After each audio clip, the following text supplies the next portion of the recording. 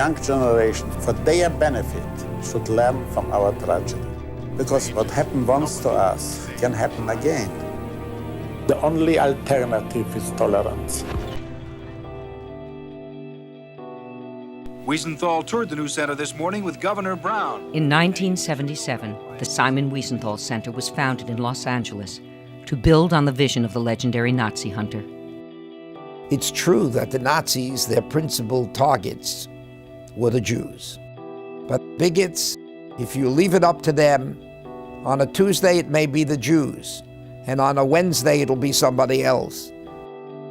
So we're all in this together. Over the past 30 years, 6 satellite offices have been opened, and the center has grown into one of the most influential human rights organizations in the world. The largest satellite office, here in New York City, was opened in 1981. There's something unique to the Wiesenthal Center that we belong in New York. We just were the testing ground in being the largest satellite to do what was being done in California on a smaller scale. But in New York, Philadelphia, Boston, and we spread our wings with a very small staff. Welcome to our 17th annual dinner in New York.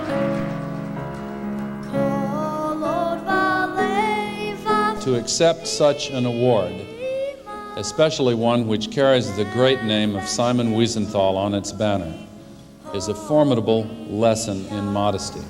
I think we've had a particularly stellar group in New York.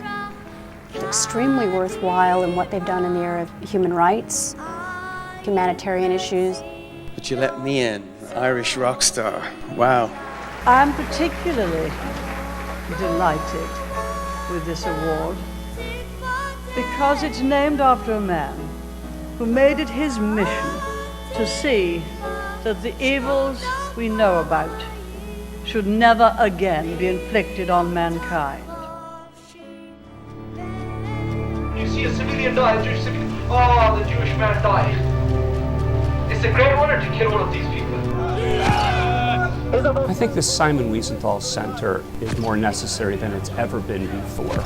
Because if you look around the world, you see an increasing number of conflicts that are generated because of people's identity with a group and their friction with another group.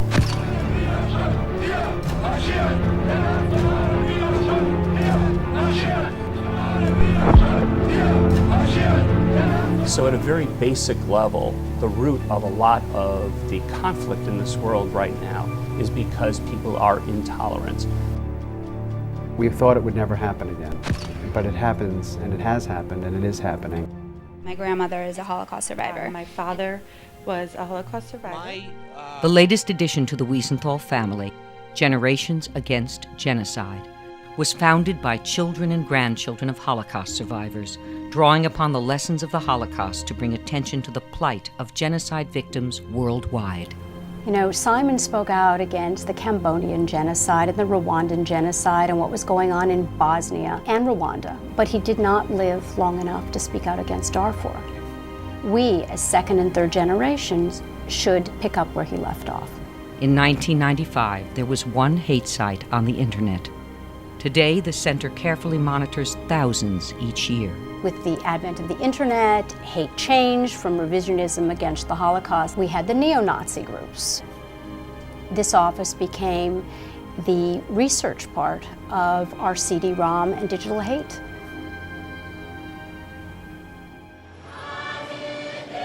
The crown jewel of the New York office's work is the Tolerance Center, a one-of-a-kind multimedia training and education facility in the heart of Manhattan. We're building something here. We're building something where people will learn, people will be educated, they'll understand racial intolerance, they'll understand their own personal prejudices and how they deal with that. We train 3 main sectors: law enforcement and criminal justice professionals, educators, and teenagers, gatekeepers of the culture. We pray for the salvation, hold it that abortion is something stupid and pray. Actually, I'm guilty. The power of words. What we're looking at there is the use of language to either be constructive or destructive. The words have consequences. To me, it means that what you say can lead to good or to bad. From there, we look at the power of images. What we're trying to do with that exhibit is get people reflecting on how stereotypes are created and perpetuated through the use of media. It makes it seem like they come to this country not to work hard, not to raise their children and give their family a better way, but in order to take advantage of our social programs. So a lot of times I thought intolerance was basically kind of something that happened basically in the 1950s and stuff. Oh, it makes me feel kind of lucky to not be born back then, to be born now. Because if I would have been born back then, seriously, I don't think I would have made it. Today, our law enforcement group is involved in a program called Perspectives on Profiling. That course is really looking at the difference between illegal racial profiling and proper law enforcement practices. And what did he say about these 3 African Americans? We're dealing with the problem. Very much like every day, we're dealing with different cultures, different backgrounds, and I think it's very important because if you do not have the training on it, these things would affect me. But now I know better because now I'm being educated as a law enforcement officer. Because they had no room for either mentally or physically handicapped people. The poor, innocent children. Many of the survivors that speak to our classes for young people were very young themselves during the Holocaust. They put a human face on the Nazi Holocaust. I was just in shock, like hearing what she went through, hearing what all the other people went through just because they were Jewish. So it kind of like surprised me on how people can hate each other for no apparent reason. I say to the young people, we don't have to like each other, we don't have to love each other, but we have to learn to respect each other. I think what is lacking a lot, even in our society, that we have forgotten how to respect each other.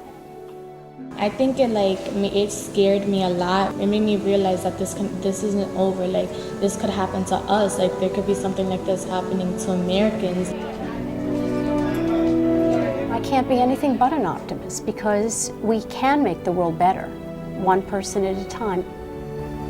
You know, to repairing everything at one time, no, that's not going to happen. But if you start small with our young people today and get them started young, then hopefully they won't be turned into the haters of tomorrow. Revenge is a human feeling, and after a time, we have enough. This is like food. You cannot eat the whole day. You cannot hate the whole day.